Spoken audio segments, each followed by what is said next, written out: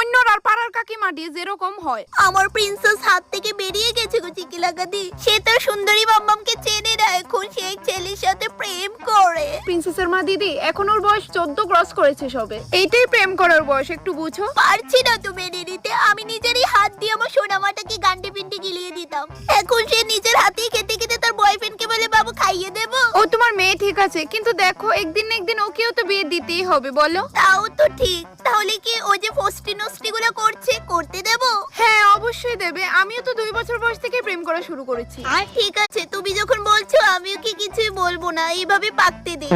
আর আমার পাড়ার কাহিমারি যেরকম প্রেম করস তুই, হ্যাঁ প্রেম করস, তোর বয়স হবে কত? মাত্র 21 বছর, এই বয়সে প্রেম? মা হ্যাঁ, আমার সত্যি অনেক ভালো পা, আর আমিও ভালো পাই। কি তা করস তুই? হে রে, তোমরা তেন গলা জানো না হইতে শোনা যার, আর এটাই তো বয়স নানি প্রেম হরার, আউরি গাইলে রে হেনে।